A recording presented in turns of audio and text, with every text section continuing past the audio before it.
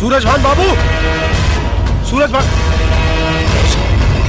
रहुआ नहीं जाना था नहीं। ये खबर देख के रहुआ हमारा मरल शरीर में चांद डाल देनी। हाँ पर वो एगो लड़का के साथ है बाड़ी।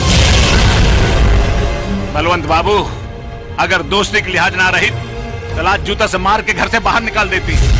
बस अब और शर्मिंदा मत करें, बस ही बताएं कि कुलक्षणी बा का रहुआ हमारा साथे आई। आई आई देखिए।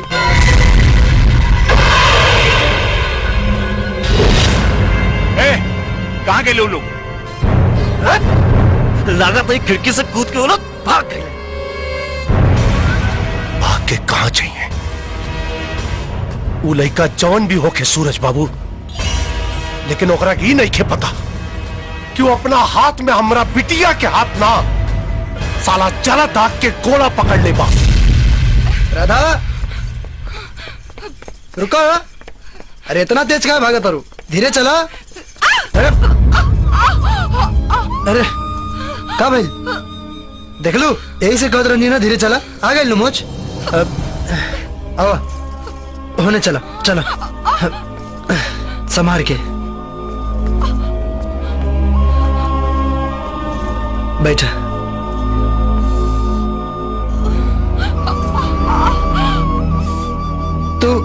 तू इतना घबराल क्या बाड़ू? वो घर में हम अपन बाबूजी के सामने नहीं करे के चाहत रहनी। काहे? काहे से कि वो लड़का से हमके बियाह नहीं करे के बा।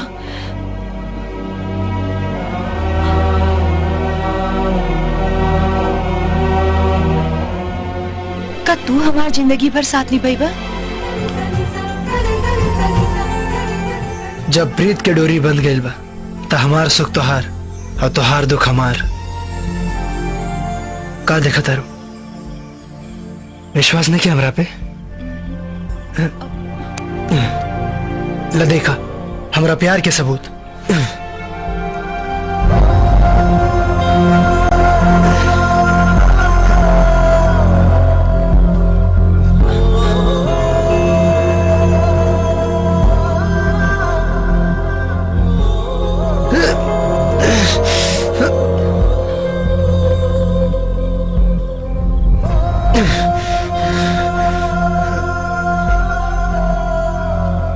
हमरा प्यार के सबूत जौन हमरा जीते जीना हमरा मरला के बाद मिटी।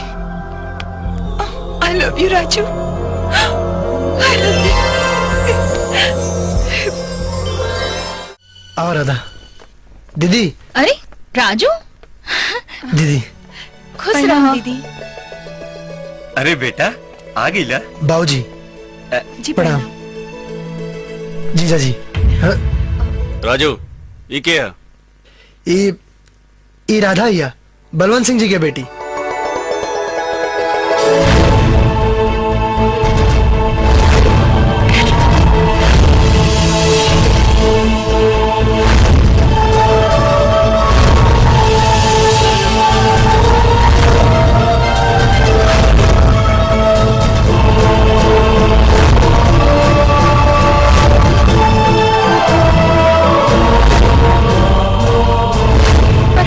दरवाजा पर राजा प्रजा में अंतर होला राजू। बाकी वो भेद अब मिट गइल बा दीदी।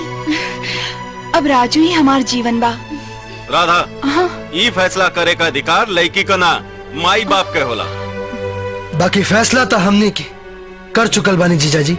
कदम आगे बढ़ गइला के बाद पीछे ना हटी। पर हमार बाबूजी के कल रिश्ता हमरा के पसंद नहीं खे और हमार बनावल रिश्ता हमार बाबूजी कभी ना मनी है। लेकिन बलवंत सिंह जी के पता चली तो परले आ जाई बेटी। सही कहा था।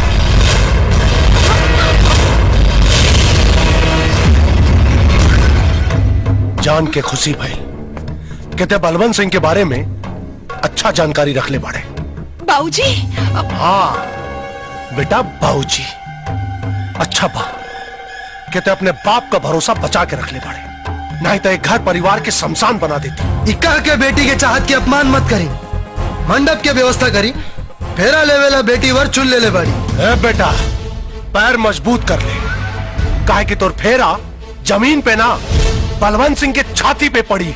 और बलवंत सिंह का छाती इतना कमजोर नहीं खे कि 2 कौड़ी का लड़का ओकरा के नाप दे।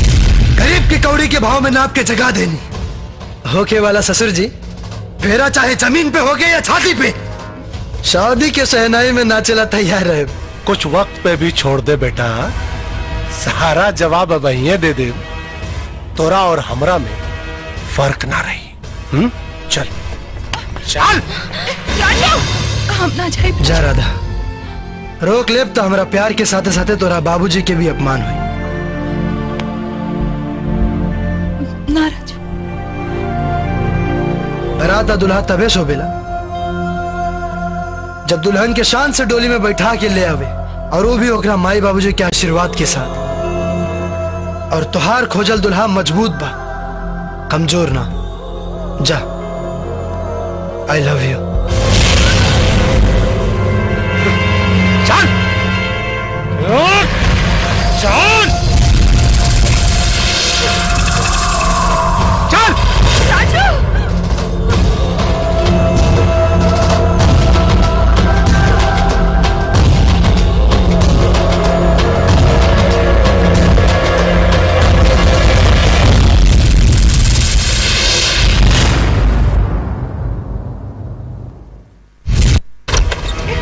बाबूजी।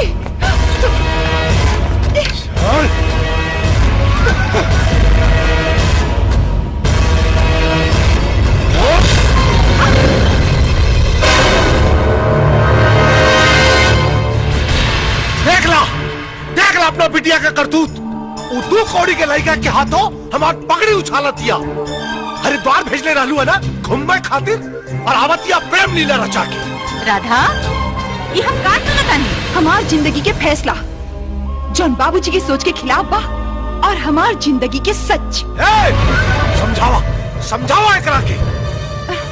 अरे ओकरा के तो बाद में मारब, पहले तोरा के रेतब। बेशक रेती, पर अब जी अब भी ता उनका साथ है, और मरब भी ता उनका साथ है।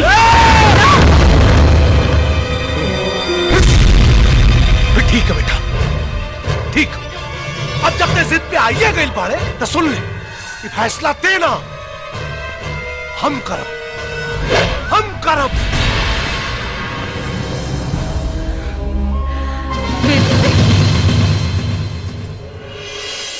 आई बाबू आई, वो बलवंत सिंह के आदमी आये है और घर में सब तोड़ फोड़ करके चल गई सन, और कहला सन अपने मालिक से कह दिए कि हमरा घर के तरफ आंख उठा के ना देखे। अरे वो लोगन के साथ राजू, शुरुआत बलवंत सिंह कैले पड़े, खत्म तो के करे के पड़ी।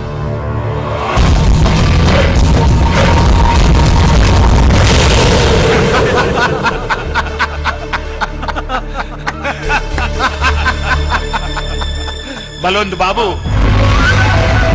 अब उस साला के समझ में आ जाई कि अपन औकात देख के ही कदम बढ़ावे के चाहिए।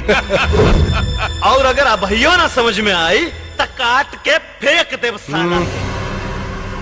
हमरा ख्याल से अब वो नौबत ना आए।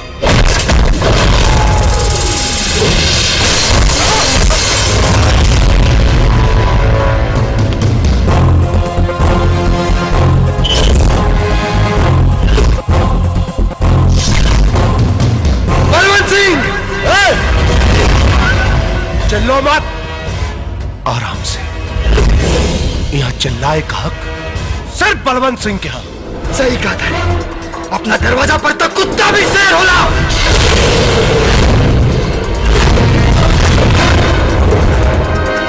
इतना मारा सन साला के कि एकरा बदन का पसीना भी खून बन के निकले। खत्म करा।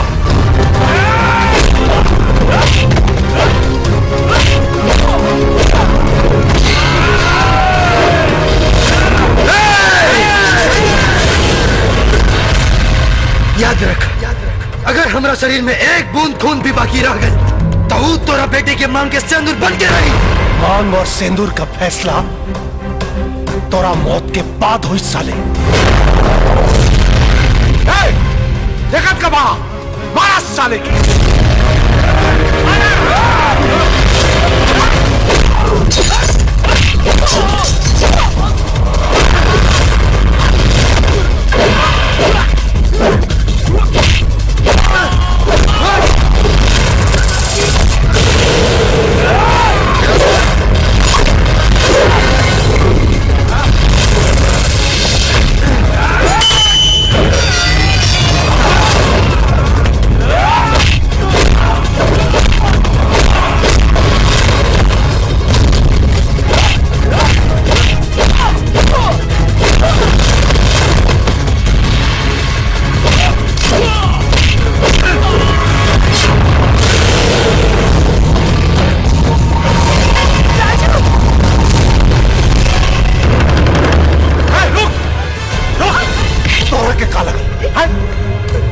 तोहनी का प्रेम लीला देख के हमार कलेजा पिघल जाई।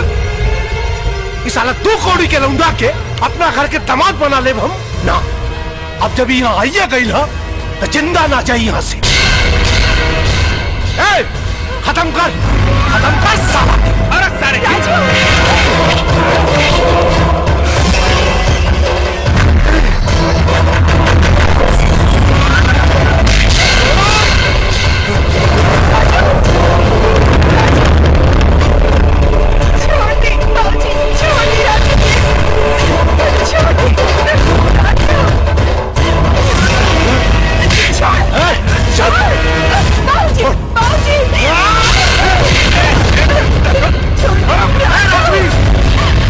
संभाले करा के।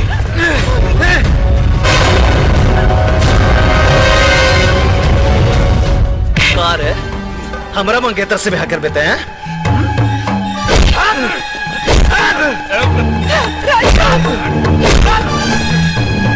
अब बोल।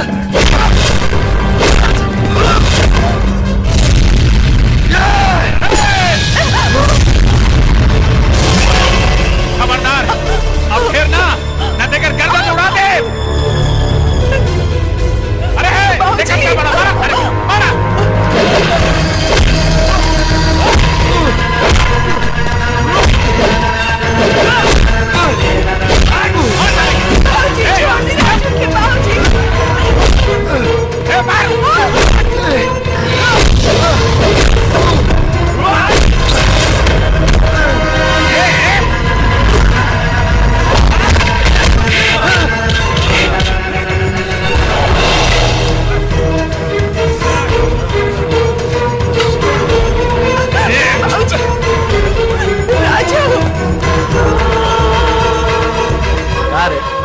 बहुत फड़फड़ा ताड़े ना।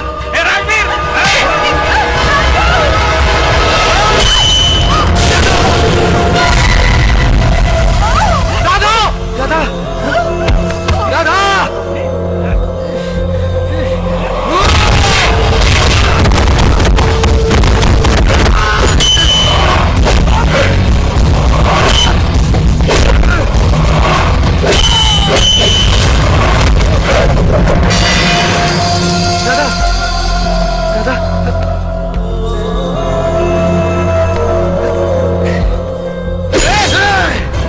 हमार पीछा करी, जान से जाई।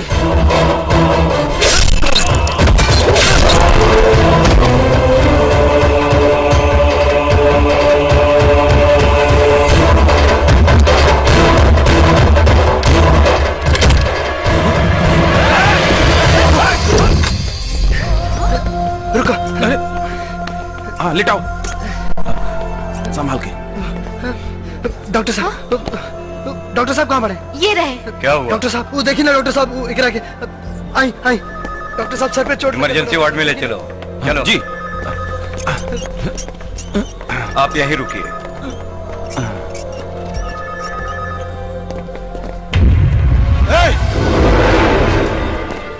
तू हमारा बेटी के अस्पताल तो ले आई ले, लेकिन अगर ओकरा के कुछ भइल ना तो बहुत भारी कीमत चुकावे के पड़ी तोरा के। बनियागिरी छोड़ के भगवान से दुआ करी। औलाद के तो माई बाप के दुश्मन बनत सुने रहन, बाकी पहला बेर कोनो बाप के अपना बेटी के दुश्मन बनत देख लेनी। तो हमरा से दुश्मनी बर्दाश्त करे का ताकत भगवान से उधार मांग ले, काहे कि अब हम तोरा के नरक में भेजो। बलवंत सिंह के डर रही तब बेटी के हाथ ना पकड़ती। हाथ पकड़े लायक रहबे तब ना पकड़ दे।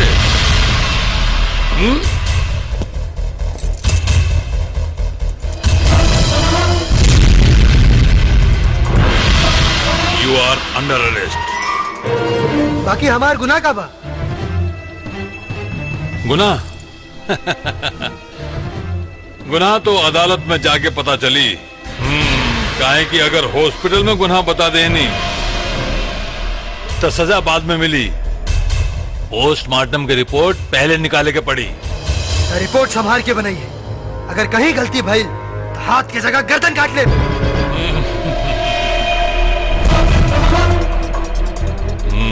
हाथ ला, ऊपर कर हाथ। अब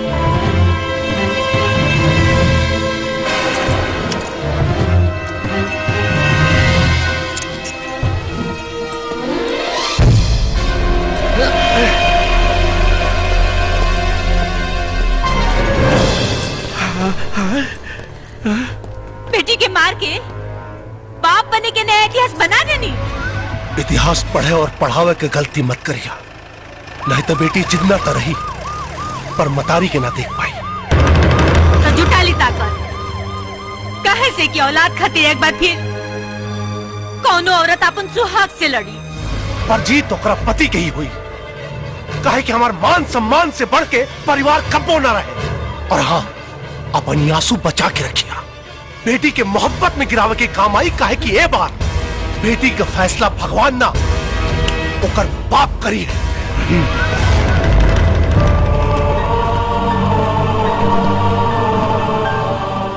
ठीक बा, हम हो मंजर देखे खातिर तैयार बानी कि जब इंसान भगवान बनेला तो ओकर चेहरा कैसन दिखाई देला। योर ऑनर, इस राजू गाइड पर लड़की को अगवा और बलात्कार करने का आरोप है। ये सब झूठ है जज साहब। Order order. Objection milord. Objection overruled. You may continue. Yes your honour, police की जांच पड़ताल, गवाहों और धारा 161 के बयान अदालत को पेश की जा चुकी है और लड़की के घर वालों को यह उम्मीद है कि अदालत से उन्हें इंसाफ मिलेगा। That's all your honour.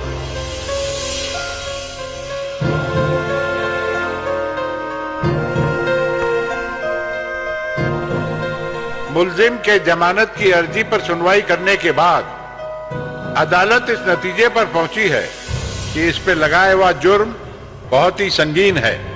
इसने एक लड़की को अगवा करके बलात्कार किया है। पुलिस और प्रोसिक्यूशन ने जो बयान और सबूत पेश किए हैं उसके अंदर लड़की का बयान नहीं है और इस केस में लड़की का बयान बहुत ही जरूरी है।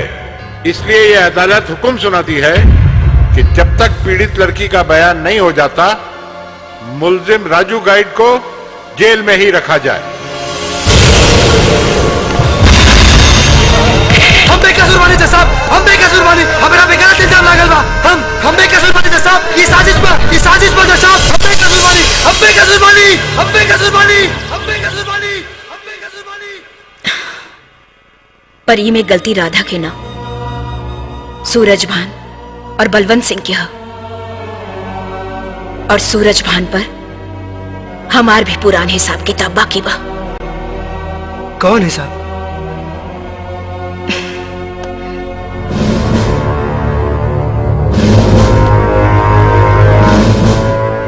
हमार पति के।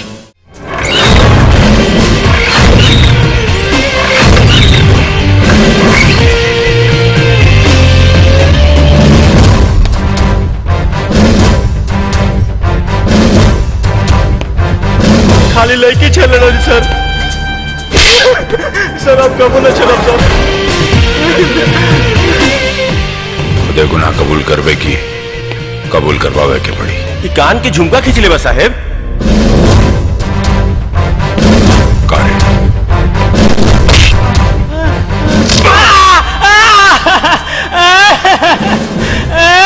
दर्द का एहसास होता ना, महसूस कर सारे। ओकरे कान में भी उतना ही दर्द भैल हुई जेकर तू झुमका पड़ ले हुए। ये एगो आदमी के हाथ तोड़ ले बा सर। करे गुंडई करबे, गुंडई करबे, हाथ तोड़ ले रहे।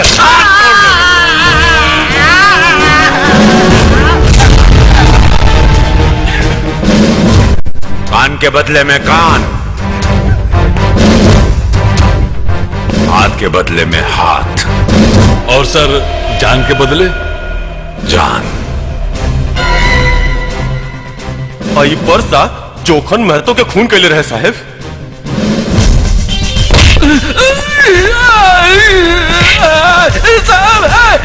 हमार बस चली तो इन लोगों के यह मार देती। साला जेल भर के ख्याल से अच्छा कि उनके मार के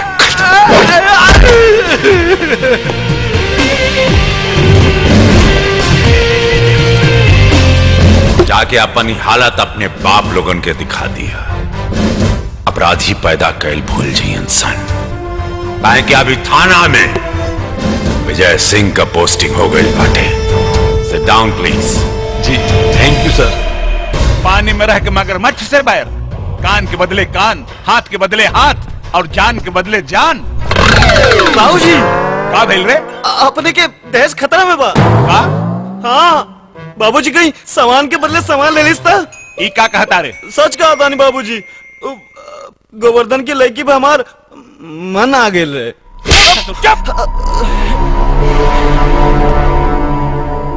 तब तो अगर लीगल कार्रवाई भइल तो सरवा हमारा कभो दादा न बनेगी। बैठा। साहब हम सड़क पकड़ के आवत रही तो सूरज भान सिंह के लेकर राजवीर तो पीछे से आके हमार मुंह दबा के हमके झाड़ी में ले गई।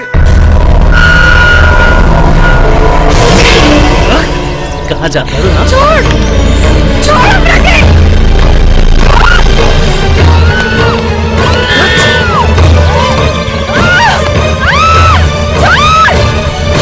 और हमरा संगे अपन मुंह काला गई।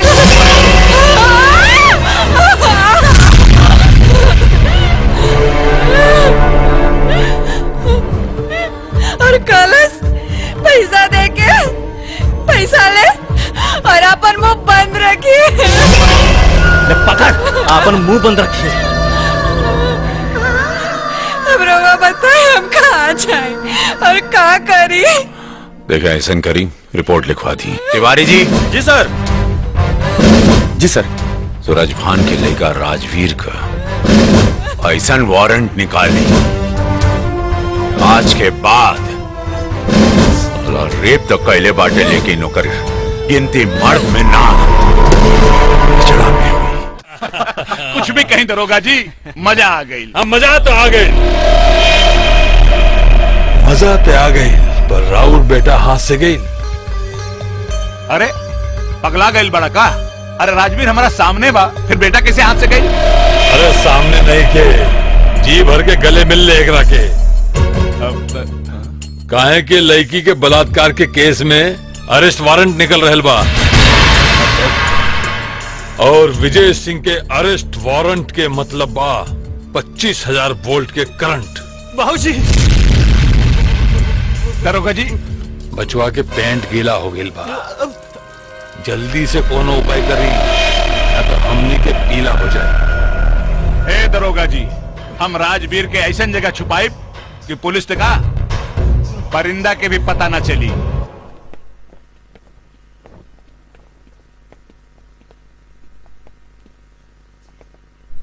राजवीर बाबू, यहाँ आपके खाए पीने की सारी व्यवस्था बा, और हाँ कौनो बात के चिंता मत करिया।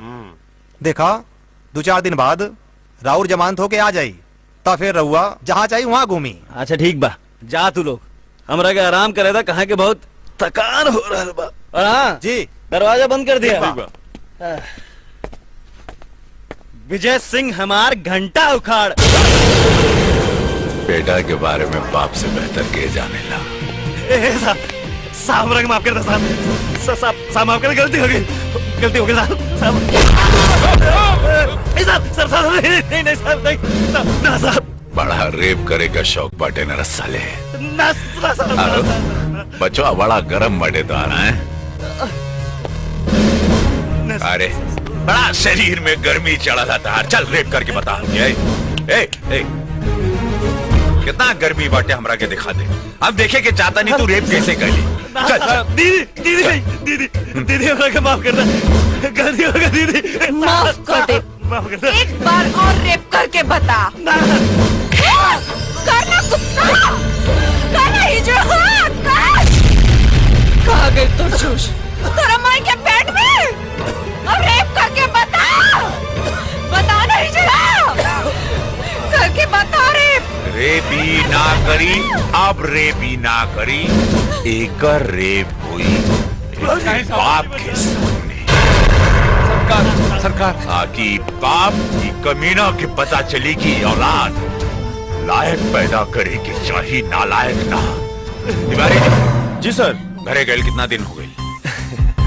सर 1 साल। वाह, बस तिवारी जी ले जाएं एकरा के अंदर और एकरा बदन से चीख से ज्यादा खून निकले के चाहिए। जब मांस से मांस रगड़ाई ना तिवारी जी, तब पता चली दर्द के एहसास, दर्द का होला, बलात्कार का होला।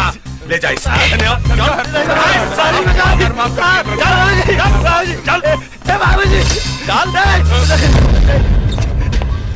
अब सरकार, सरकार हमारा बेटा के बचा ली सरकार, न तो हवलदार हमारा बेटा की जिंदगी खराब कर दी। बचा ली सरकार। हर कुत्ता लड़का जब बच्ची का जिंदगी खराब करत रहे तब कहाँ रह तू सारे, कब कहाँ रह?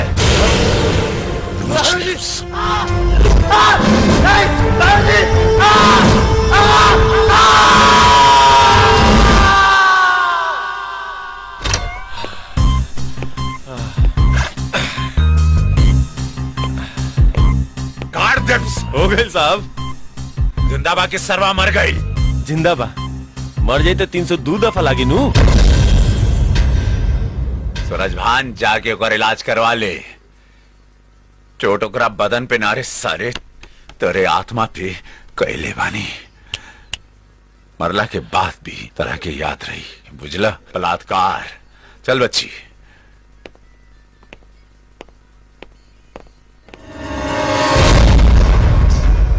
इंस्पेक्टर, इंस्पेक्टर, अगर हम तोहार मुलाकात परमात्मा से ना करा देली तो हम आदमी के ना कुत्ता का औलाद होगा, कुत्ता के।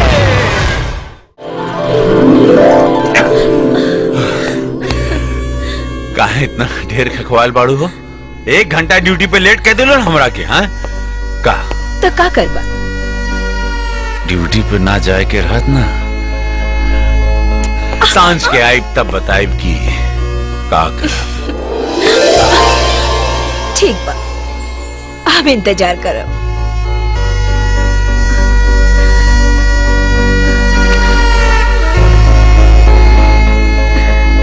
इंतजार करा।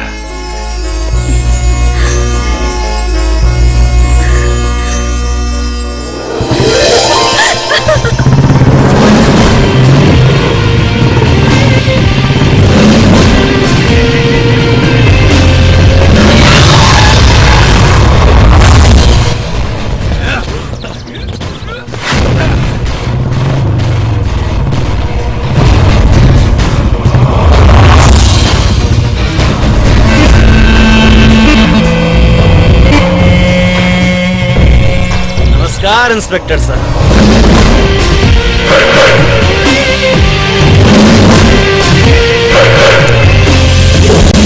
इंस्पेक्टर साहब, इस जमाना में ढेर ईमानदारी से जिए वाला के उम्र बहुत कम हो। हाँ,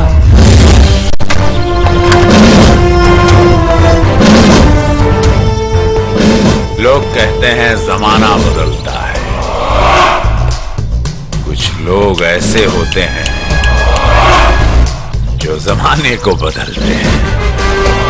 हम वही में से एक हैं।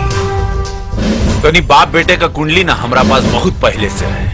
बस इंतजार रहे सबूत और गवाह के, जौन हमरा क्या भेटा गईला।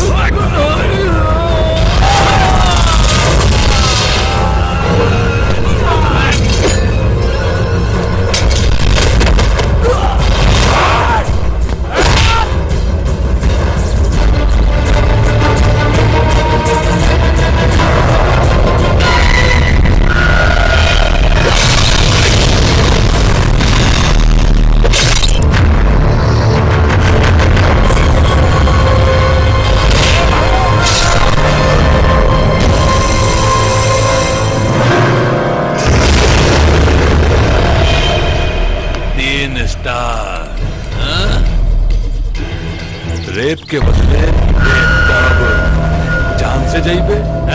सरफरोशी की तमन्ना अब हमारे दिल में है, देखना है जोर कितना बाजुए का दिल में है। वर्दी वाला है, बिके वाला ना रे, ये बदल जाए, जान चल जाए, बाकी मार ना रे, मार सारे तो जान से ही जाइबे।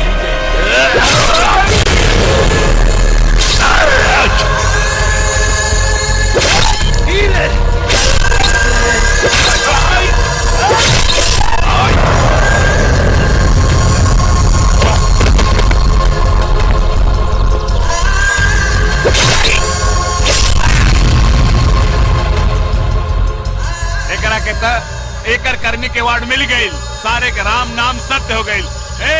चला चला काम हो गई, चला लोग चला।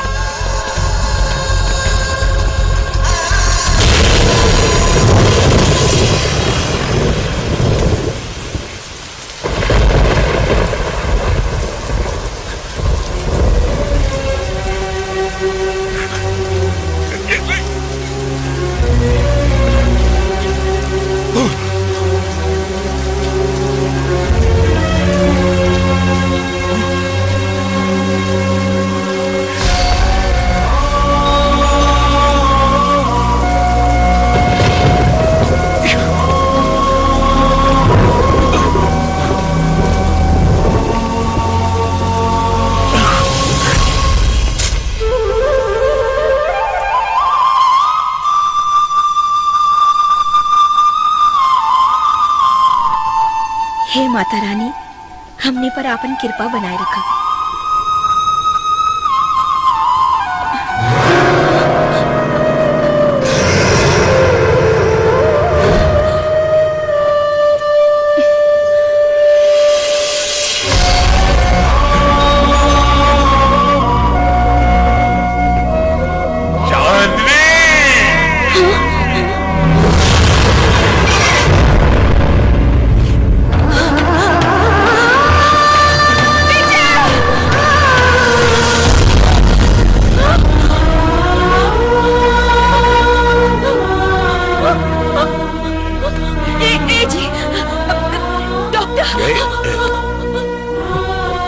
वादा कर रही ना, सांझ के आई आगे जी देख, सांस के रोक के रख ले वाली। विजय देख, चांदी और विजय के विजय पताका पूरे शरीर पे लौका था। जड़ा हेलन सारे पीछे से वार किया, सामने से वार करता था, पता की जिंदगी और मौत का आरा।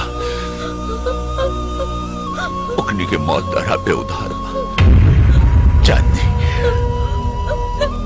उकनी के मरला के बाद हमरे आत्मा की शांति मिली। उकनी के मरला के बाद हमरा हमारी आत्मा के शांति मिली। सत्य में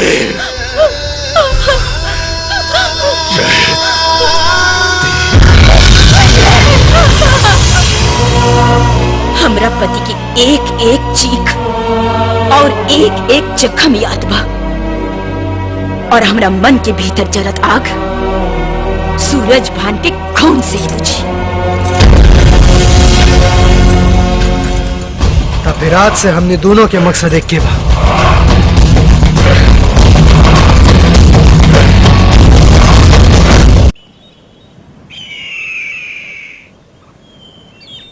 हम लोग समझ में नहीं क्या होत कि हम कहाँ गरीब हुआ। बाबूजी आंसू मत गिराओ राजू, अब फैसला के घड़ी बा। वो लोग अपने अहंकार के जुनून में इतना हद तक गिर सकेले तो प्यार कैले बाड़ा, और प्यार की ताकत के आगे ऊपर वाला भी झुक चालन।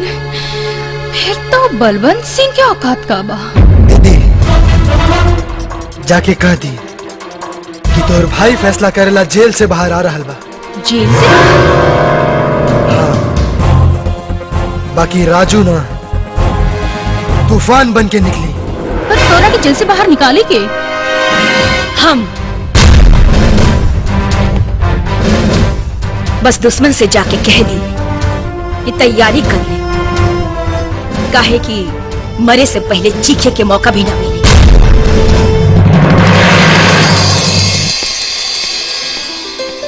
दीदी। अच्छा बेटा। बाबूजी ध्यान रखिए अपन, जाता नहीं हमनी के। चल बेटी चल चल।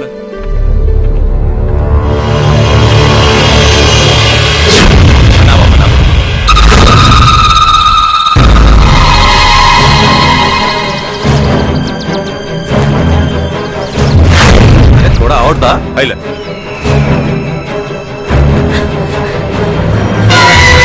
जल्दी आवा।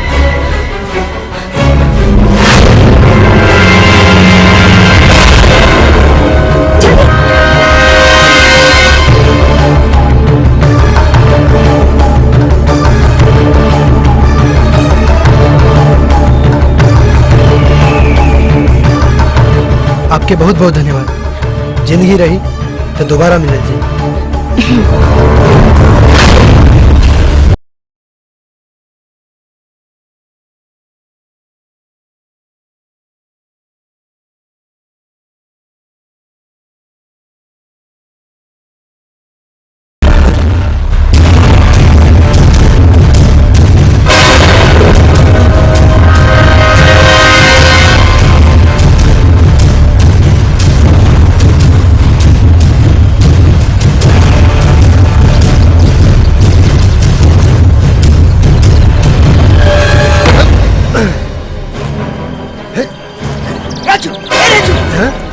गणेश तू मरते कदी के ड्रेस में बाहर जेबा तो प्रॉब्लम हो जाए। आई आई ला आई ला जूता।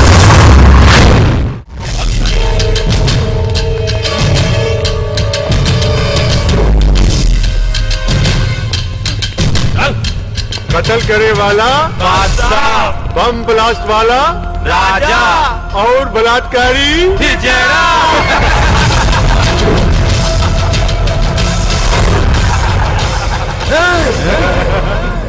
जबान ढेर चली तो लगाम लगा के खींच ले।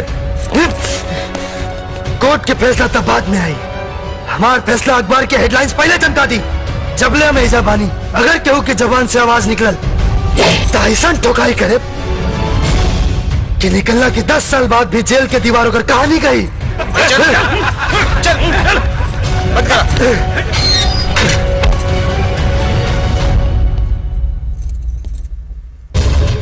एक एक हिदायत याद रहे, वरना तोहनी के सस्पेंड लेटर तैयार रही। एकरा के इतना टॉर्चर करा कि ओकर निशान एकर शरीर के हर अंग अंग पर छप जाए, ताकि फिर कोनो कबो पुलिस वालन पर हाथ उठावे के हिम्मत ना करे। माइंडेड? यस सर।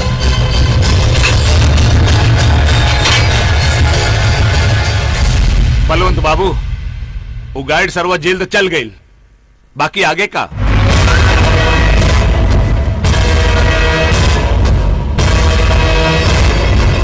वो जेलर के रुपया से इतना पाट था कि वो लौंडा जेल से बाहर तक निकले, लेकिन जिंदा ना, मरता। रउआ चिंता ना करी, काम हो जाए।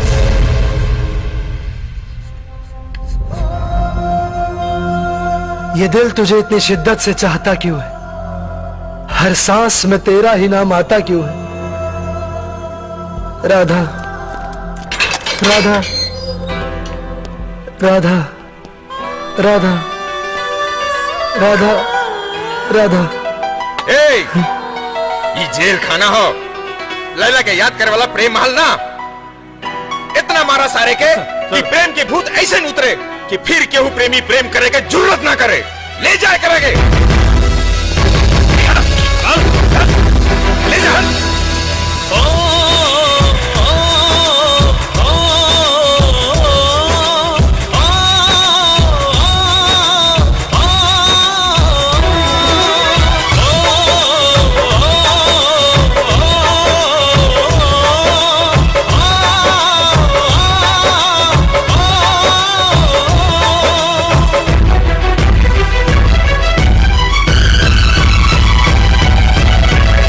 दिलवा के कहीं का फसाना हमहु रहनी केहू के दीवाना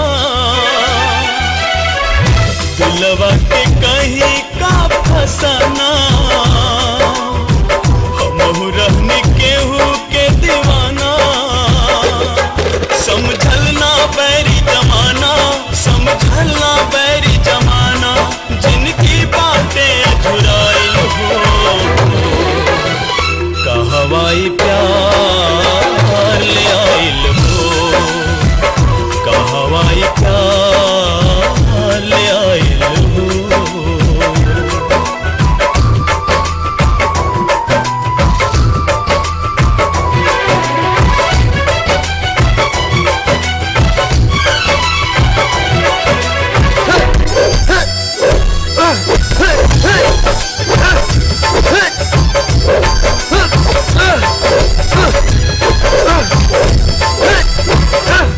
बेदर्द जहां में अकेला छोड़ी यार के हम जाए कैसे जिस्म के तो मिटा दे बाकी रूह के अलगाई कैसे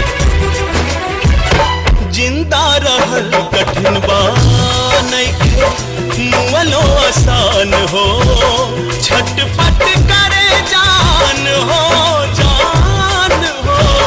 छटपट करे जान हो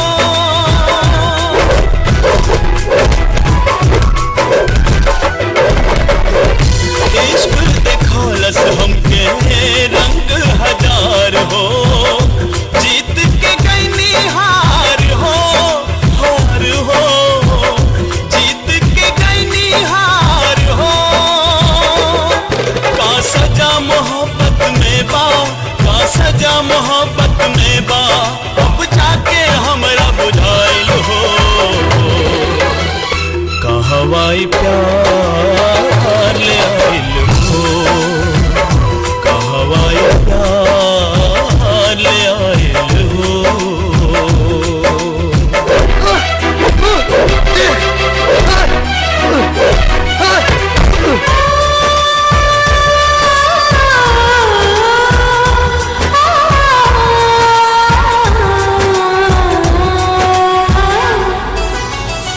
महबूब के तस्वीर बना के लहू से सिंगारल करी ले बस चारों पहर अपना जान के रो रो के निहारल करी ले अखियां में पानी पानी जियरा में आग होना चैन देवे कौनो राग हो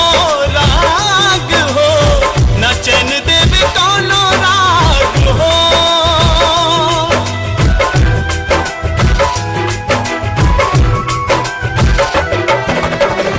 माहुरों से माहुर लागे यार के जुदाई हो मिलन घड़ी कब आई हो मिलन घड़ी कब आई हो कहे रूसल हमसे नसीबा कहे रूसल हमसे नसीबा पाप धनक मन में समाइल हो कहवाई प्यार ले आइल हो कहवाई प्यार ले आइल हो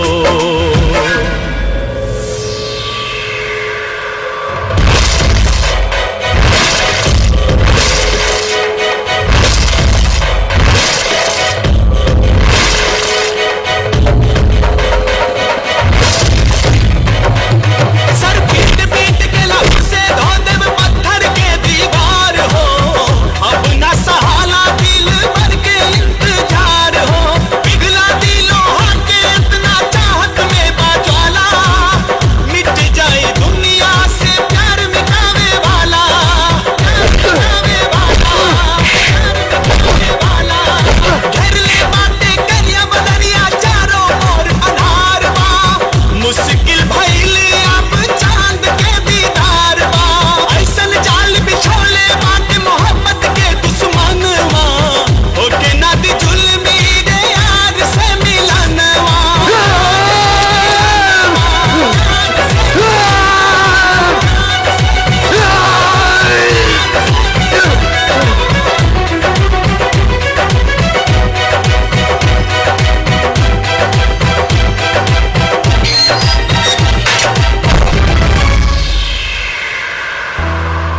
होखे ना दिजुल मेरे यार से मिलनवा।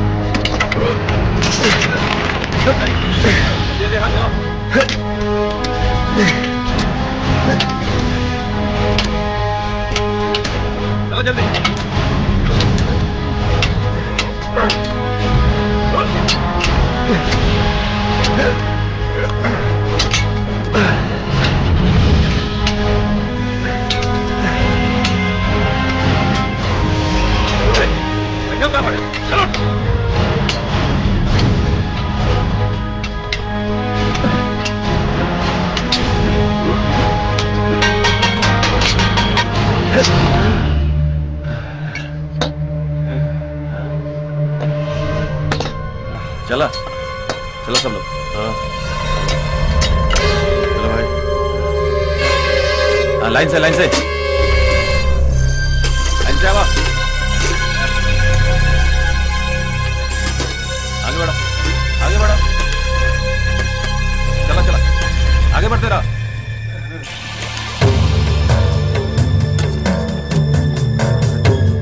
थोड़ा ताला उठाला। अरे चला आगे बढ़ा। सब लोग लाइन में बैठे चला।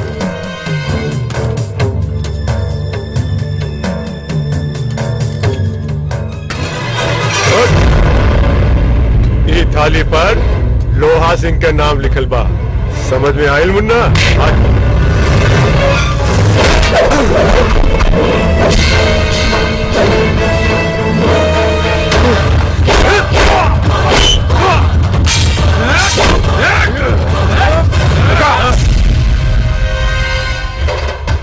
चोट से तो नाम के पता चल गए लोग। जो जाके थाली सजा के लाओ। वैसे हमार नाम राजू, छोरा गंगा किनारे वाला। बड़ा दिन के बाद केहू लोहा सिंह से टकराए की हिम्मत जटावले बा। नंगा करके मारे, फिर अपना नाम बदल के रख ले है छोरा नंगा किनारे वाला। उम्र पे बच जाइए, वरना आपन चेहरा आईना में भी ना पहचान पाए।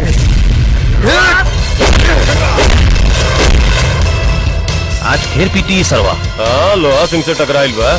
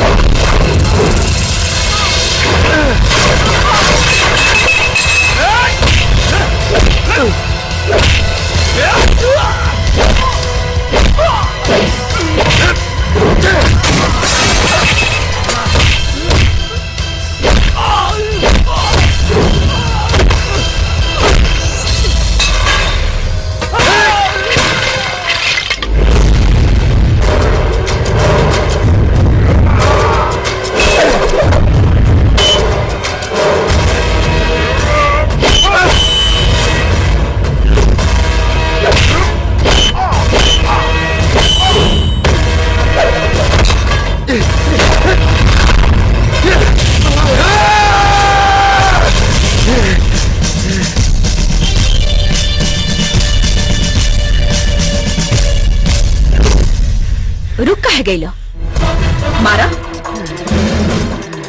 शरीर से निकलल पसीना तो बता रहल बा कि चेहरा के पीछे कितना बड़ा शैतान छुपल बा। औरत के लिहाज बा, वरना जबान काट के ऐसा जगह फेंक देती कि बात जबान से ना आंख से करे के पड़ी। ए, का करबा? रेप ये जान से मार के फांसी पे लटक जाएगा। बंद कर दो लोग, ले जाए के।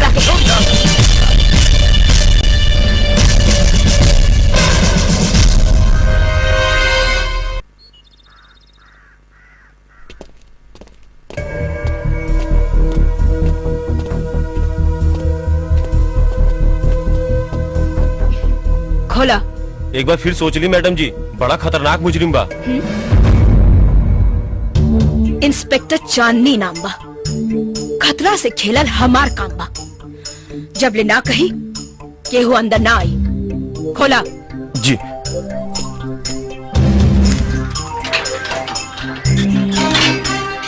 आई।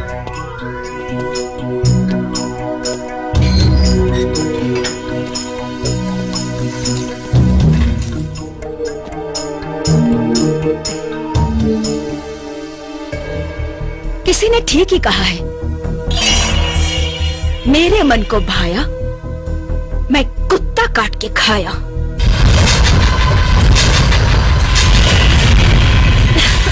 वाह वाह, आंख से तो सराफत लौका था और गुनाह इतना बड़ा कि मन करता बोटी बोटी काट के चील को वन के खिला दी।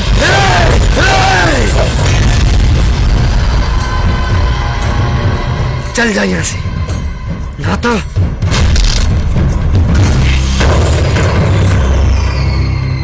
का करबा उहे जो लड़की के साथ कैले बाड़ा। औरत के जिस्म में जादू लागेला, छुवे के नोचे के लत आदमी के बाहर के आबो हवा से निकाल के ये अंधेर कोठरी में डाल देला। और वह अंधेर कोठरी एक अच्छा खासा आदमी के जानवर बना देला।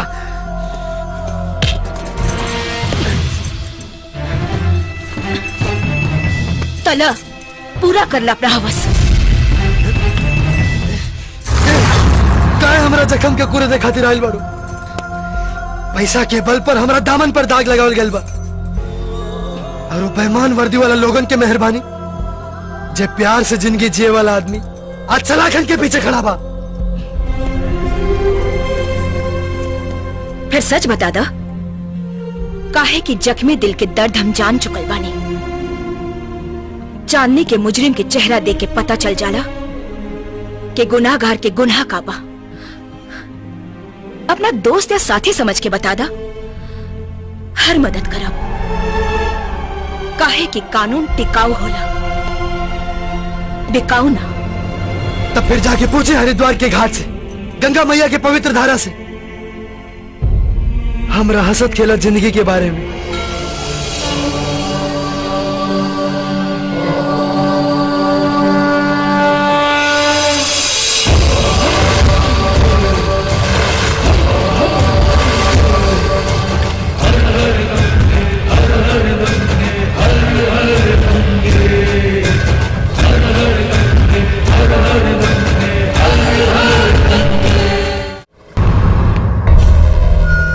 बलवंत सिंह जी, एको बैड न्यूज बा। का? वो रजुआ साला जेल से भाग गई। भाग गई? हाँ। अरे साले कुत्ता, बैठ के अचार डालत रहने का। खोज खोज ओकरा के, जहां मिले मार दे।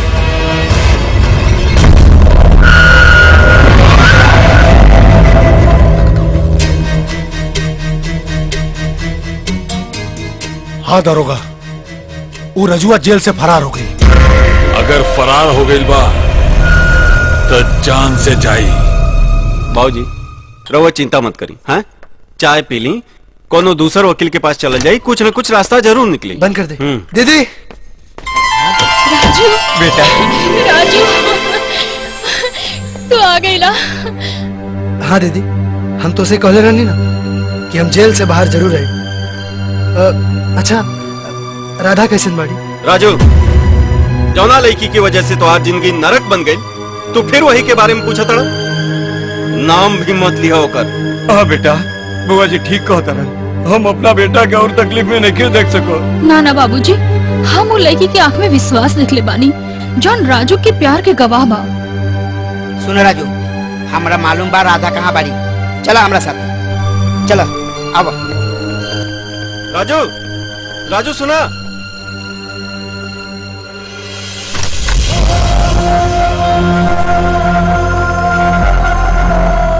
राधा राधा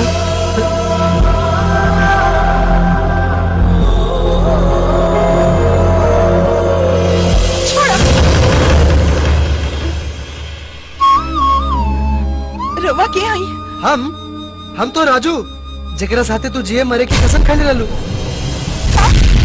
हम तो तोरा की पहचानत भी नहीं खे। बकवास बंद कर रहा। वो सफर, वो नदी के किनारा, प्यार के इजहार सब भुला गए लू। देख हम तुम्हारा नाम अपना सीना पे लिखने वाले। ना हम कुछ नहीं की जानत। रवा को ने गलत फहमी भइल बा। गलत फहमी ना, यह सच्चाई है।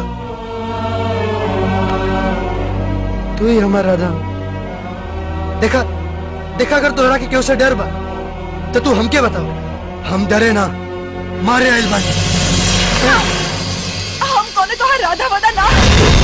जाई निकल जाई यहाँ से। जाई यहाँ से। बलवंत बाबू परेशान होकर से काम ना चली। तो राधा का आवाज है।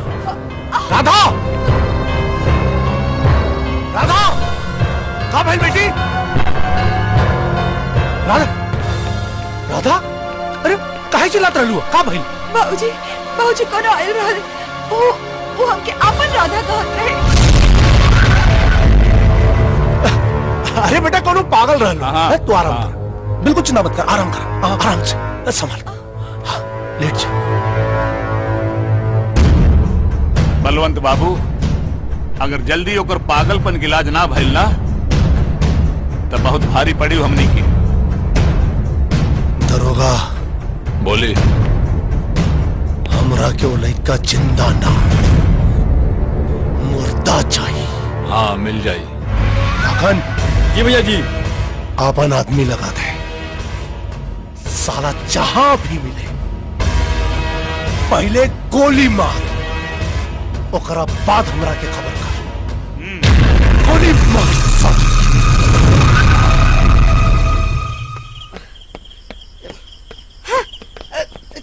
का बोल राजू? का कहली राधा? नाम भी मत। रुक जा।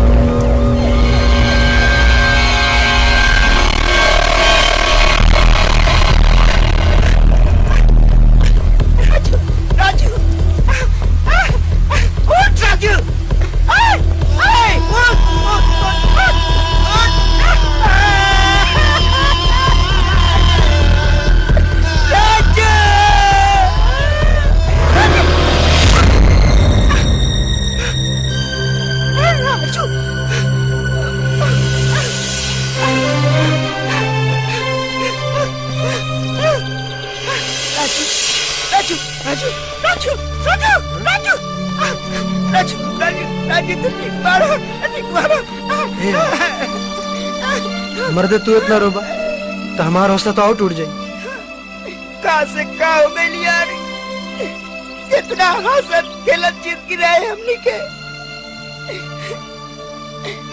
न जाने के कर नजर लग गई। प्यार की नजर। अगर पहले पता रही कि प्यार इतना खतरनाक होला तो कबो प्यार ना करती। प्यार हमारी जिंदगी खराब कर देला सो। कोनो बात नहीं की, कोनो बात नहीं की यार। बंजर जमीन पर भी फसल उगेला, बस वो पर उगावे वाला के पास हिम्मत और हौसला होके के चाहिए। और हमरा मालूम बा हमरा यार के लगे वो सब कुछ बा। ए यार, सजा खत्म होला के बाद फिर से नया जिंदगी शुरू कर जाई। अब ही सरेंडर कर दो सरेंडर। राते बड़ा खराब सपना देख ले बानी। सही कहा था यार, जेकरा वजह से जेल से भगनी वो पहचाने से इनकार कर देलस। तब फिर झूठ की लड़ाई लड़ला से भी का मतलब।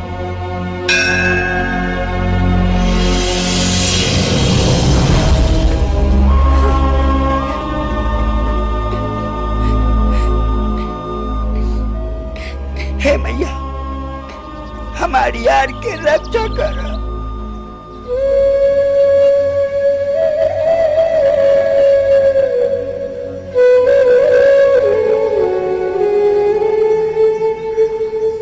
माई शिकायत करे भी औलाना दे तय में बेटा की अच्छाई ना बुराई लौकी। यही से कुछ कहब ना, काहे कि तकदीर के लिखल केहू कब्बो ना बदल सकेला। बस अफसोस है के बात के बा कि गंगा मैया के और अपने के पूजनी पर ओकर कोनो अर्थ ना निकलल। प्यार और धोखा के मतलब समझ में आ गए जब राधा हमरे के पहचाने से इनकार कर दिली तो जेल और जेल के बाहर सब एक ही जैसन बा। अब जेल के बाहर और अंदर ना, ऊपर मरला के बाद जो भी शिकवा शिकायत होके डायरेक्ट कर ली है। काहे कि दुनिया में भगवान के ना बड़ धनिक लोग के मर्जी चलेला।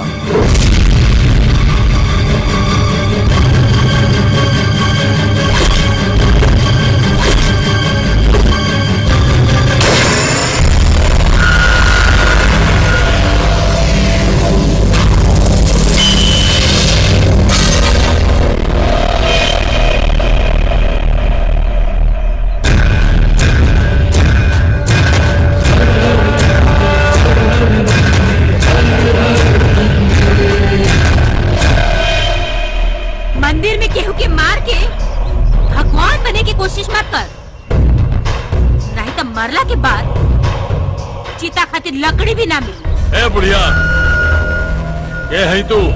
पहचान बता दे तो ऊपर के पसीना नीचे से निकले लगे। बलवंत सिंह के मेहराग आई लड़का के होखे वाली सास।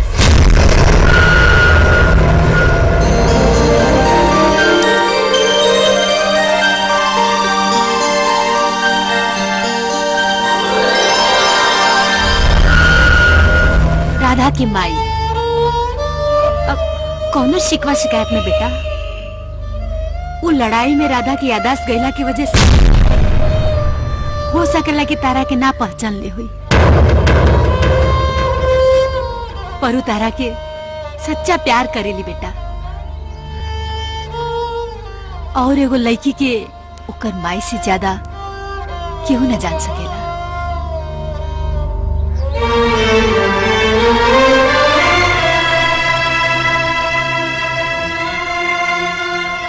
सगुन के पैसा भले राधा के बाबूजी तारा के दामाद स्वीकार लेखन कर, बाकी राधा के माई तारा के आपन दामाद स्वीकार कर।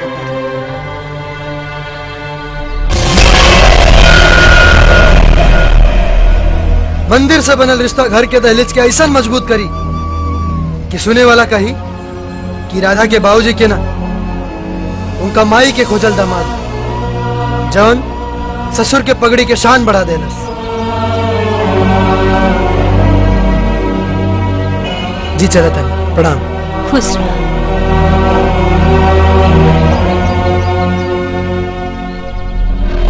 वाह बलवंत बाबू वाह, अपने के मारे के ऑफर देनी और अपने के ही धर्म पत्नी बचा ले लस। वाह बलवंत बाबू, देखे वाला हमरा के दरोगा ना दोगला कही, दोगला।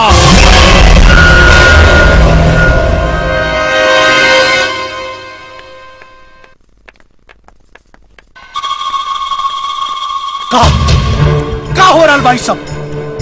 कहीं आपने घर में चिल्लाई शोभा ना देवेला। घर के फैसला औरत ना मर्द करेगा। ये फैसला एगो औरत के ना एगो माई के ह, जे अपन बेटी के भाग में दुर्भाग्य लिखे नहीं के दे सका। बेटी के भाग्य और दुर्भाग्य का फैसला माई ना बाप करेला। तो ठीक बा, रोवा बाप के फर्ज निभाई और हम महतारी के धर्म निभाई। तो निभावा, लेकिन कहीं ऐसा न हो कि तोहार चिता पे हमारा के बेटी का मंडप सजावे के पड़े।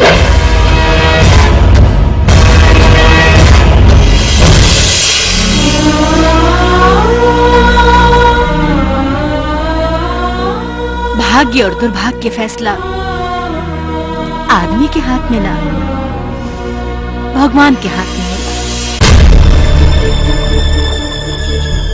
इंसान दुनिया से जीत जाला, लेकिन अपना औलाद से हार जाला।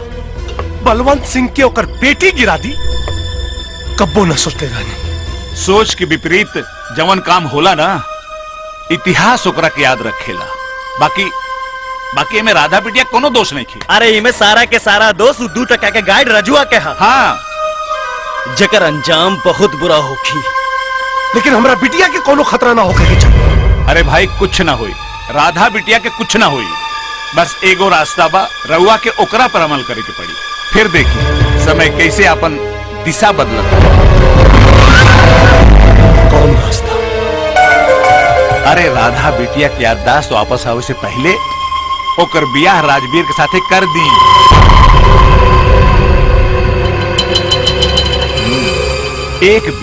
एक बेर अगर मांग में सिंदूर पड़ गई ना, फिर देखी कैसे सिंदूर प्रेमी के अलग कर देला।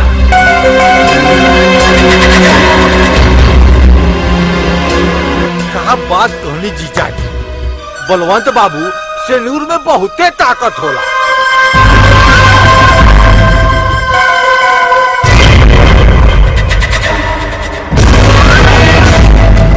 तो ठीक बा, दिन और तारीख तय करी।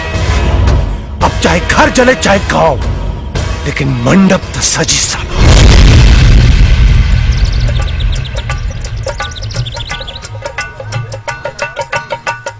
ओम अपौत्रा पौत्रवा सर्वा कांग गणपति वाय अत्मर सुंदरी बाग सर्वा ध्यान करा कीजिए। चिंता मत करिए बलवंत बाबू, तुम्हारे नाते कौन चिंता करोगा।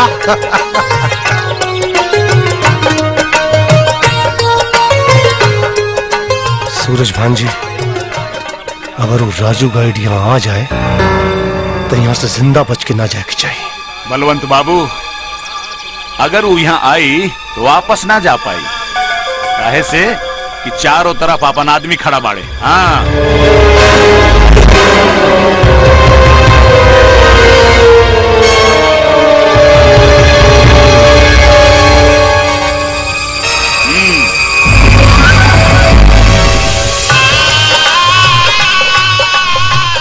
जजमान मुहूर्त के समय हो रहा बा, कन्या के बुलाई। ए मंटुआ, हाँ? जो राधा के बुला के ले आओ। ये जल लीजिए, हाथ जोड़िए।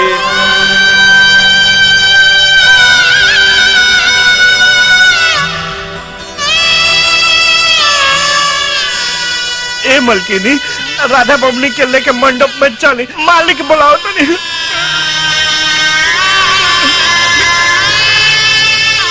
चलो बेटा।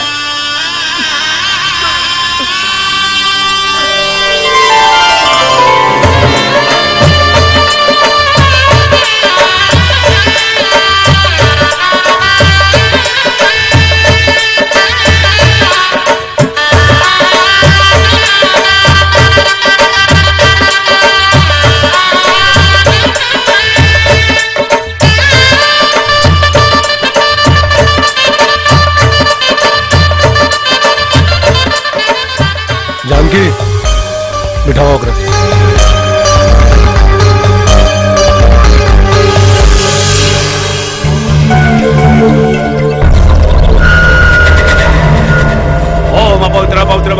हस्तांगत विवाह यस्मिन् पुंडरीकाक्ष सर्वाभ्यांतरः शुचिः। ओम शांताकारं भुजगशयनं पद्मनाभं सुरेशं विश्वाधारं गगनसदृशं शुभांगं लक्ष्मीकान्तं योग विद्यानिकं वन्दे विष्णुं भवभयहरं सर्वलोकैकनाथं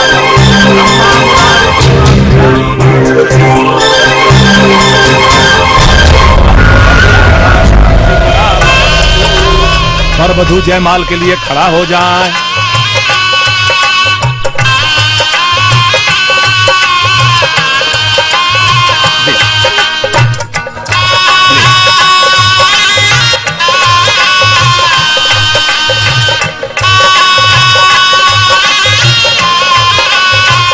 वर कन्या एक दूसरे के माला पहना।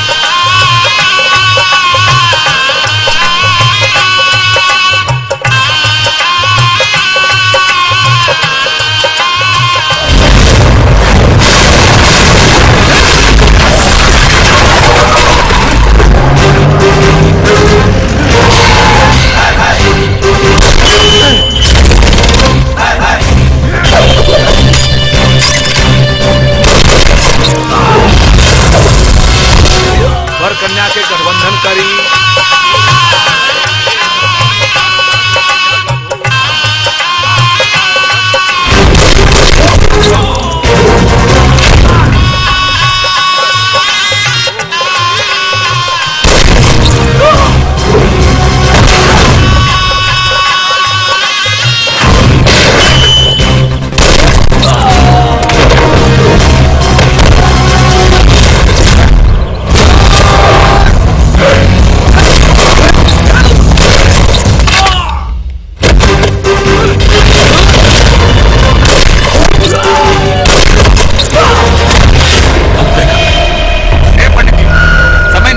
जल्दी जल्दी मंत्र पढ़ा, पढ़ा मंत्र।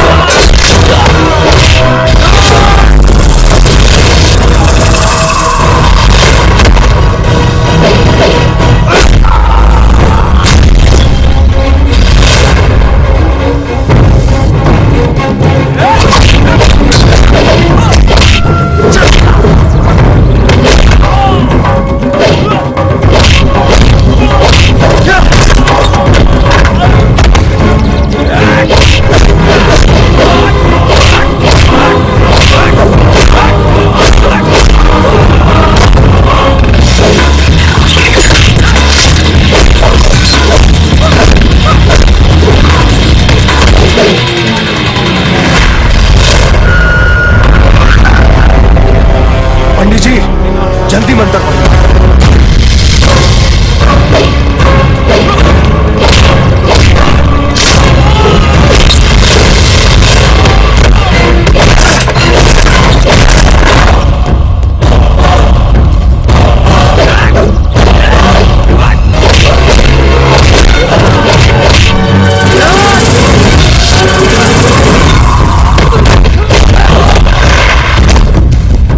हैंड्स अप,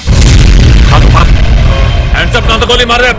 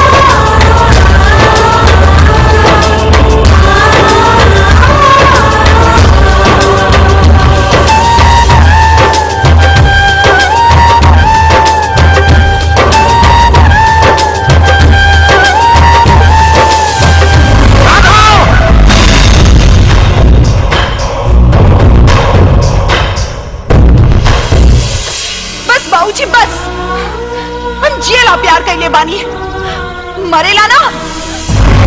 खूब सरूचा कैले अपने बाप का। इन्हें दोस्त तोड़ नहीं खे। तोरा मतारी के कोख कबा जब तोरा जैसन बच्चा बेटी पैदा भइल। रीता, सोनोग्राफी की रिपोर्ट डॉक्टर के बजाय पंडित के दिखा देना तो भविष्य उज्जवल हो जाएगा। दामाद के सामने सास पर हाथ उठेगा तो मर्दांगी की औकात औलाद की जगह दामाद लापती। सीधा से आशीर्वाद दे दे, ना तो दहेज में गर्दन काट के ले जाए। बेटा राजवीर खड़ा खड़ा मुंह का देखत बड़ा। राधा बलवंत सिंह के बेटी ना हमार पतो बिया पतो खींच के ले आवा कर ले आवा।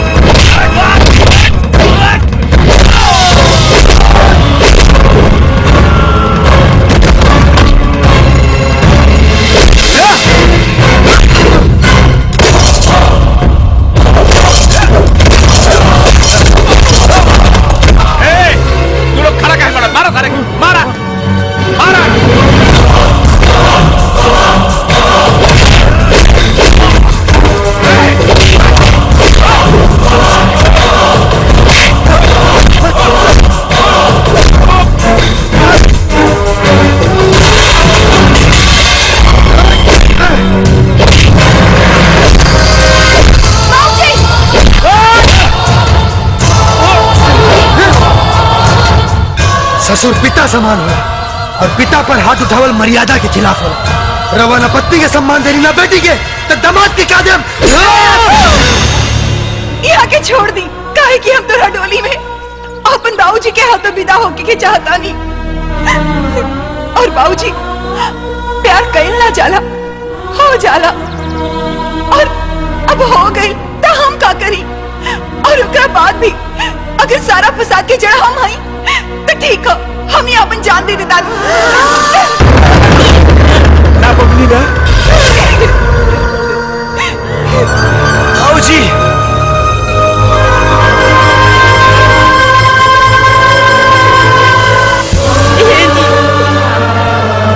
जिंदगी भर रवा अपने मन के कहीं नहीं। अब जब बात औलाद के ऊपर आ गई बा तो औलाद के खुशी से बढ़ के कोनो खुशी ना होखेला। राजू ऐसा लड़का हमनी के ना मिल सकेला। मान जाई ना, मान जाई।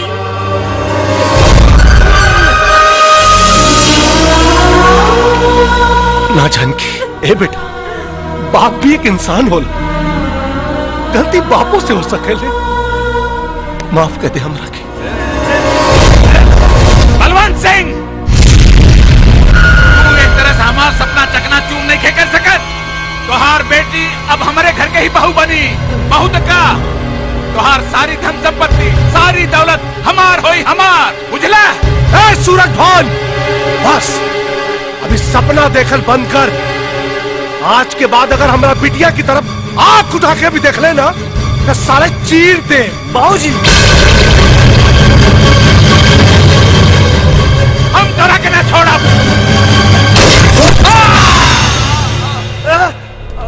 बाबूजी बाबूजी बाबूजी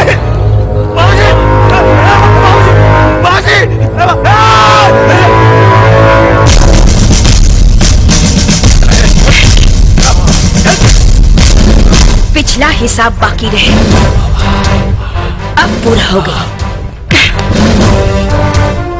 तू बोल, आपन गुनाह कबूल करके सरेंडर होखबे कि बाप के पास ऊपर जाइए? बेहतर होई कि तू सरकारी गवाह बनके अपने आप के कानून के हवाले कर। ठीक बा मैडम जी, रहुआ जौन कब हम करब। चला ए, ले जा सबके।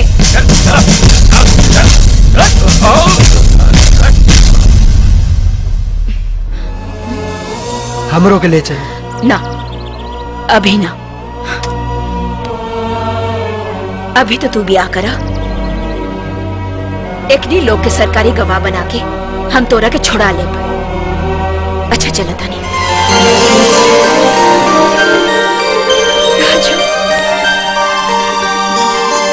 ठीक बा। धन्यवाद। धन्यवाद।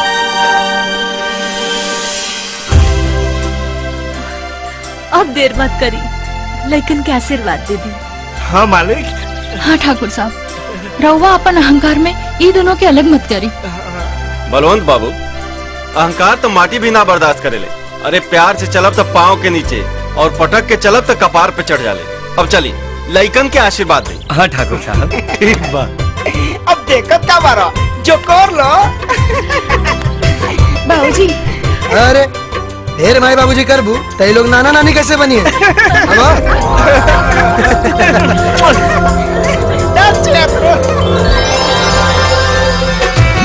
जान लगा तार जन्नत के हुस्न परी, तो के देख ले बिना मन कैसे भरी, तो के देख ले बिना मन कैसे भरी।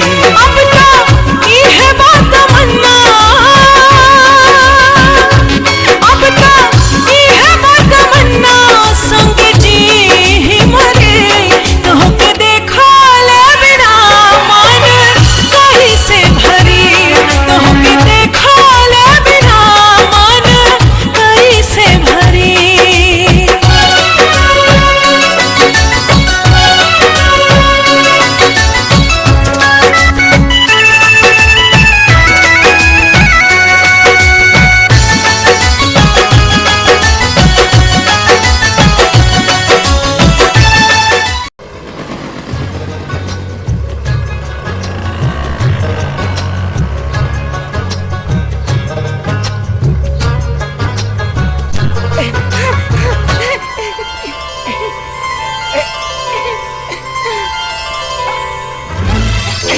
चोर मेरा पर्स खींच रहा है। अरे हम चोर नहीं की, छोड़ा हम रखे। अगे मैया के मैया। Over there you can see a huge statue of Lord Shiva. Yeah, over there. People come around the world to take a holy dip in Ganga. And see over there, so many people are there taking holy dip. And we Indian people believe that after taking a holy dip in Ganga, all the sins are wiped off. I hope you all enjoyed it. Thank you. Take this for your service. Thank you very much, sir. Nice to meet you all. Nice to meet you. Namaste. नमस्ते Namaste. Thank you.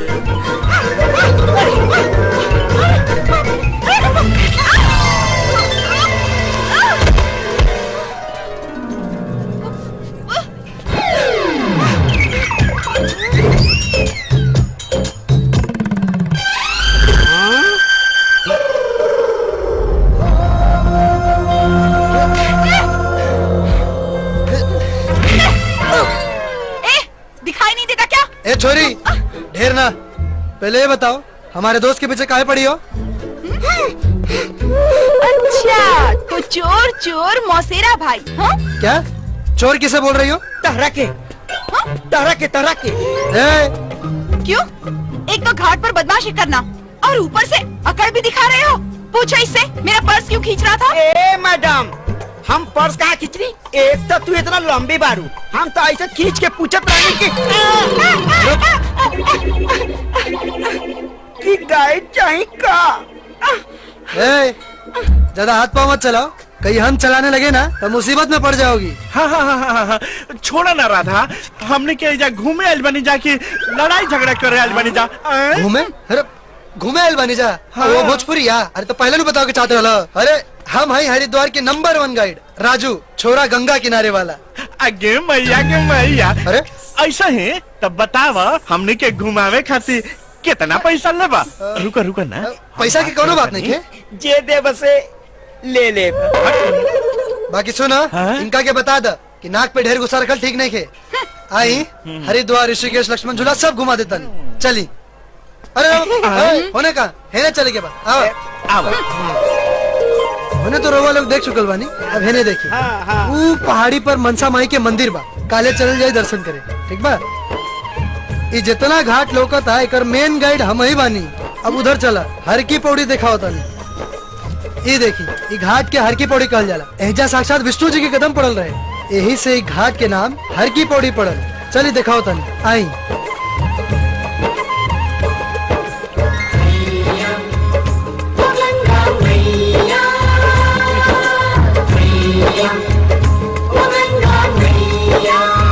एजा स्नान कैला से मोक्ष के प्राप्ति होला। सब पाप धुल जाए।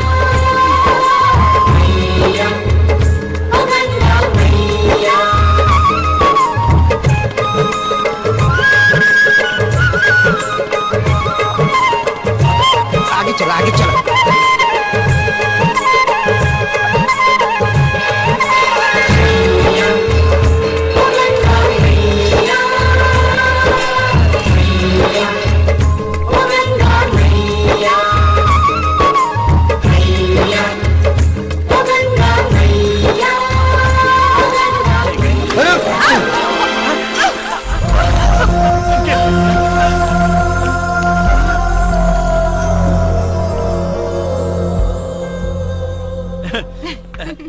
नाश्ता खाना बहुत एकदम बढ़िया मजा आ बा। गई। कैसन लागल? खूब नीमन। ए मैडम, अरे खाना हो गई ना? आओ भाई ली, हरिद्वार के नंबर 1 आइसक्रीम खा के देखी। ली। बदतमीजी रहा। अरे राधा रानी कितना बढ़िया तक गबरू गाइड घटाइल बा। हर 2 मिनट में कुछ न कुछ दिखावता है। चलो कुछ और देखा होता नहीं, चलो चलो। जींस छोड़ के पहना सलवार ना तालो गवाला चार हो जाई। हे बबुनी चढ़ल बाटे तोहरो जवानिया बजरिया में मार हो जाई। के मैया बेपेदी का लोटा बुझाता है दादा। ये क्षेत्रों के सामने बेइज्जत कर दे। अरे बाबू,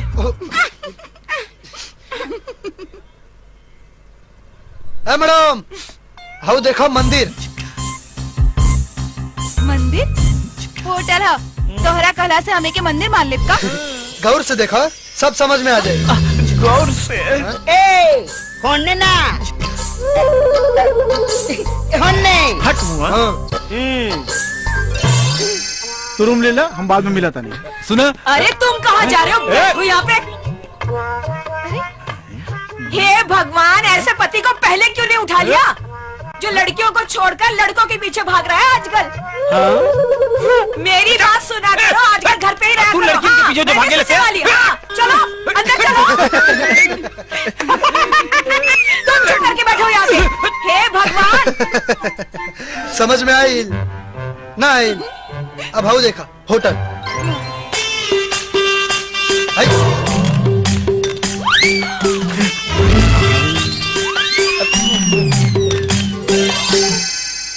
देखो होटल में करे वाला काम मंदिर में होता है। का नजर पौने बार उस्ताद। हाँ तो ऐसा ही हमरा के लोग हरिद्वार के नंबर 1 गाइड कहले हैं। छी छी छी, और कुछ देखे कि नहीं खेगा यहाँ पर? लो एमे छिची के कौन बात बा? अरे कब कहाँ केकर दिल केकरा पे आ जाला केहू नहीं के बता सकत। चलो डोंट टच मी। ओहो अकड़ तो ऐसा दिखा रहल बाड़ू जैसे कि अनटच बाड़ू। कभी और केहू? खबरदार। हाँ अच्छा खबरदार। लो तू धोके एजा चाटा, हम आवता नहीं। चला गुरु चला। इनकर स्टाइल देखा। चल चला। जब देखा तो स्टाइले में लग जाले। देखो राधा रानी, हरिद्वार के ये जंगल ह जौना में सब जड़ी बूटी मिलेला। हरे अच्छा? बहेड़ा आ शिलाजीत तो मिलेला। शिलाजीत ई का होला? तू लोग ऐसा क्यों करत रह? अरे ये जंगल में पता बा भूत प्रेत आदिवासी लोग भी रहले। मैया के मैया, भूत प्रेत। हाँ जा जा होने गणेश तोरा के खोजता। अच्छा सुन, हम गणेश से मिल के आवा तनी, तब ले तू राधा रानी के घुमाइया। तनी सुन, अच्छा से घुमाइया। तू चिंता मत कर, जा आवा हम तोरा के घुमाओ तनी। चलो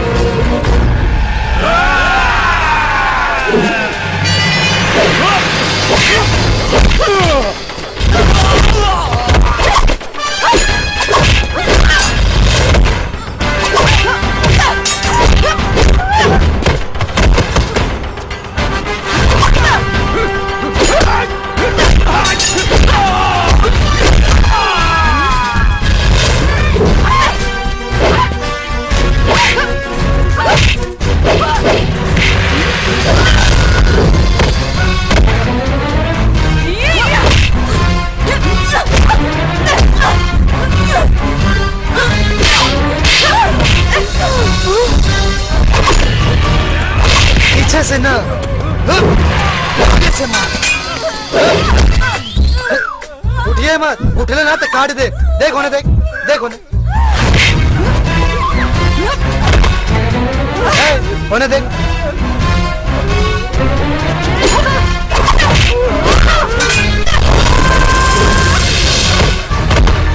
जी हो करे जा, पसर गेले सारे। हट तेरा बहिनी।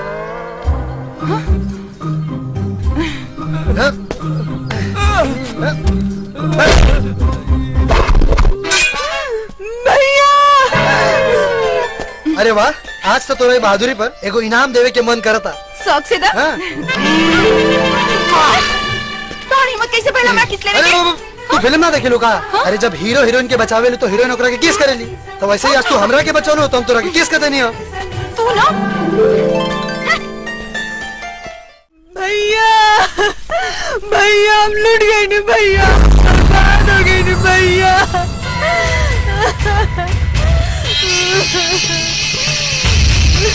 भैया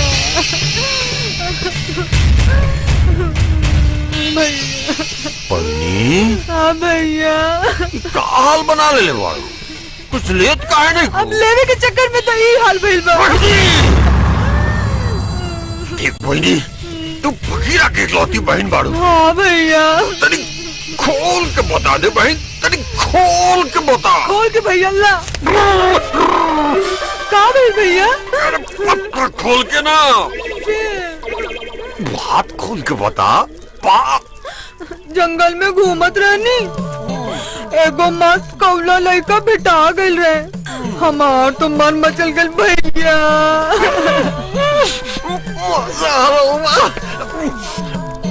अरे बोल, अब आगे का बोली?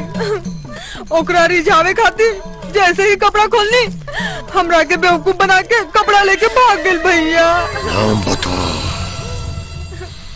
नाम तो नहीं के पता, हाँ लेकिन ओकरा साथे एगो सुंदर लड़की रह।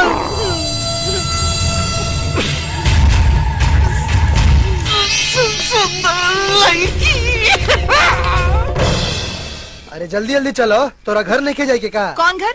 वो घर के घर ना खंडहर कहीं, जहाँ हमारा हमार बाबूजी की जीत चलेला, जौन हमार गले में वरमाला के बदले फांसी के फंदा डाले वाला बड़े।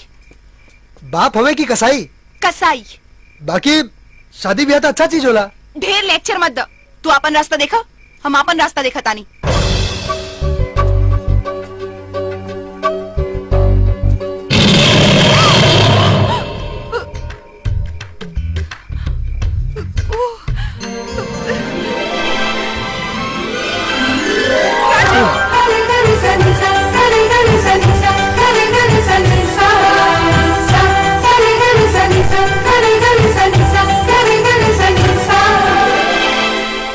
सॉरी।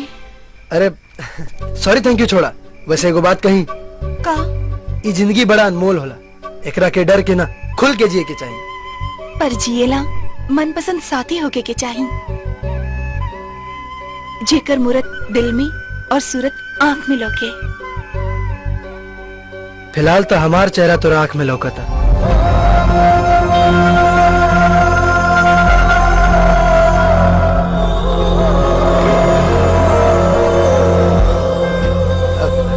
छोड़ा, देखा रात ढेर हो गइल बा, चला कहीं रुके के व्यवस्था कर जाओ। आओ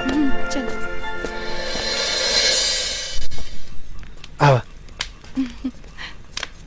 माता जी प्रणाम, हमने के रास्ता भटक गइल बानी जा, अगर खाली रात भर रुके खातिर कोनो व्यवस्था हो जाए तो बहुत मेहरबानी हुई। ठीक है बेटा, जा बेटा इनकरा के कंबल दे। हम आई देता नहीं। आपके बहुत बहुत धन्यवाद। आराम करा। आओ। ई लो, जाके उन्हें सूत हाँ, रहा, खटे ठीक बा। बिछल बा। धन्यवाद। आओ।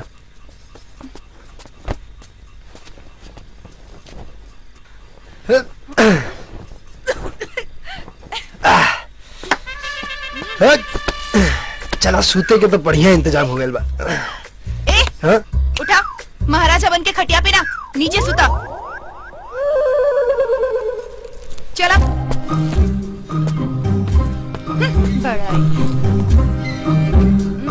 अच्छा हाइला, ये उड़ के सूत जा। कितना गंदा बा, हम ना उड़ब। अच्छा कोनो बात नहीं के ये ठंडी में मरे से अच्छा बा केकरे ओढ़ के सोच जाई। हाँ?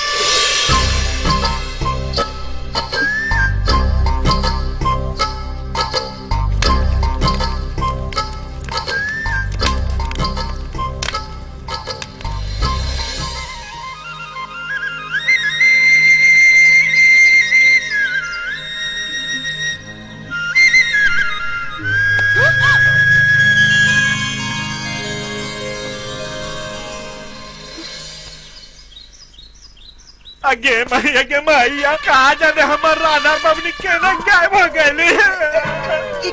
केने गायब हो गई? चुप मेहर मौसाला। तहार राधा गायब बारी तो हमार रजुआ गायब बा। हो न हो हमार राजू ओकरे ढूंढे गईल होई। वो तो ठीक बा लेकिन मालिक के बार बार फोन आओ तो क्या जवाब दी?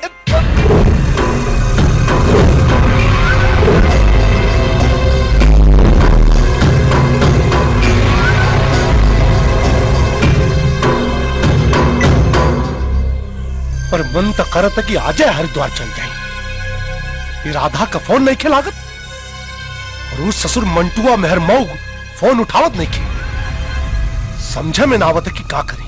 अरे घूमे फिरे में लागल होई। रावरे नु बेटी हिया जहाँ भी होई मस्त होई।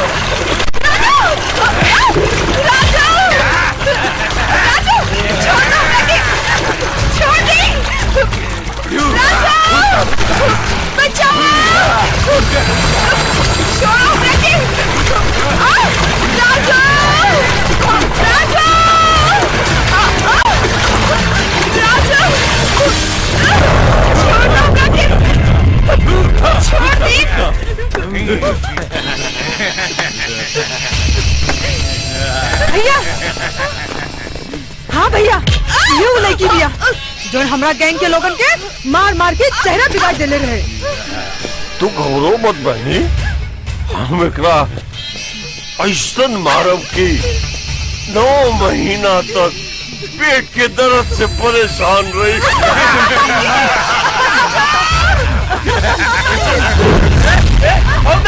आई बार राधा बबनी के अरे भागा रे नतिया के बेटा छोड़।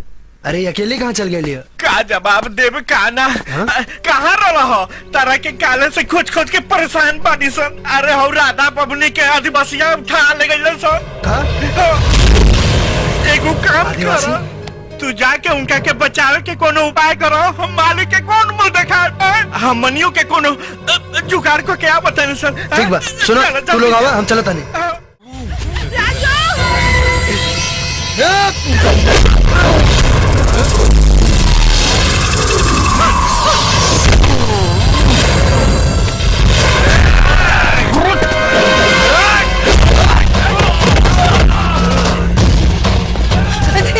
सुनराज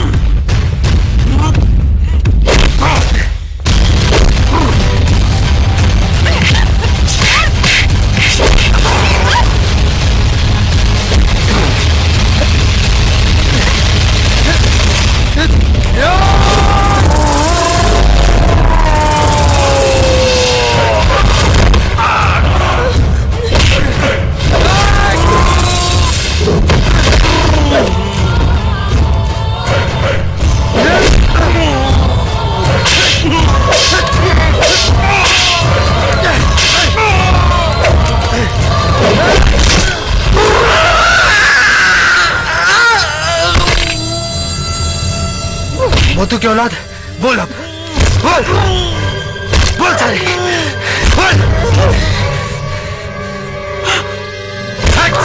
जंगली राधा कपड़वा कहाँ बा? ओ झोपड़ी में। आवा चलो। गणेश देखला हमार राजू सबके मार देला। जल्दी चला। राधा राधा और राजू फिर गायब हो जाई। चला चला फट से कपड़ा बदल ले जाओ। भैया भैया भैया तू ठीक तो बाड़ा भैया? ठीक पानी तोरा लेवे देवे के चक्कर में उस सरवा मार मार के चल गई बाप रे।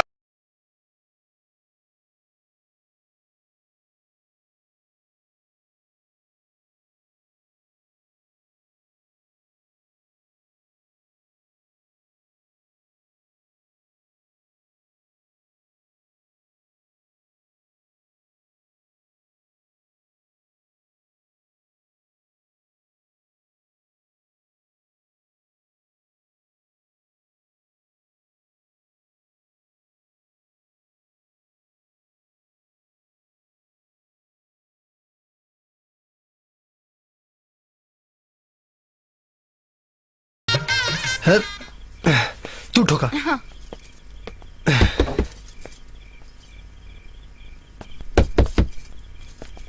हाँ?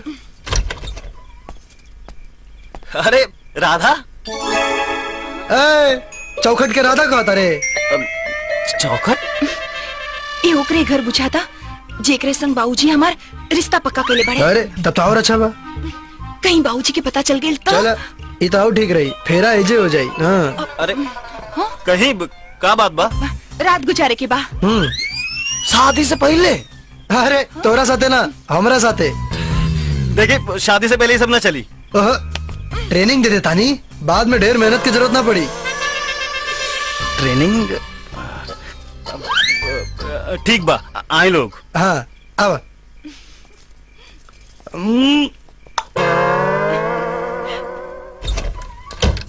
आए लोग। हाँ अच्छा ऐसा कमरा बा, तुम ही लोग चल के आराम करी, तबले हम तुम ही लोग खातिर कुछ खाए पिए के इंतजाम करता। ओके ठीक बा। सुना, वैजा अलमारी में कुछ कपड़ा रखल बा, तो उन्हीं लोगन के जे आ जाए वो पहिर ले जा।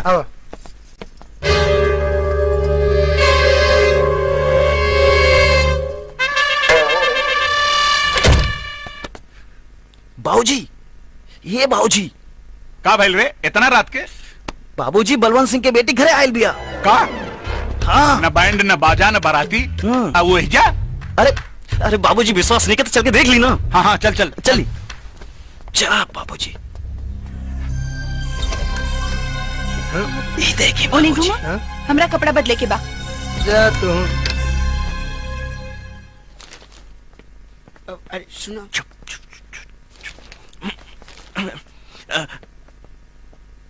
प्रणाम मालिक। प्रणाम। प्रणाम। अरे तोरा के हफ्ता से फोन लगाओ था, फोन काहे नहीं उठाओ रे? राधा राधा कहाँ बड़ी? कहाँ माली? अरे साले मऊगा, साफ साफ बोल। राधा बबनी गायब हो गई। अरे कहाँ गायब हो गई रे? गायब? हमारी बेटी कैसे गायब हो सकेले? वो राजू के साथ है। राजू? हाँ।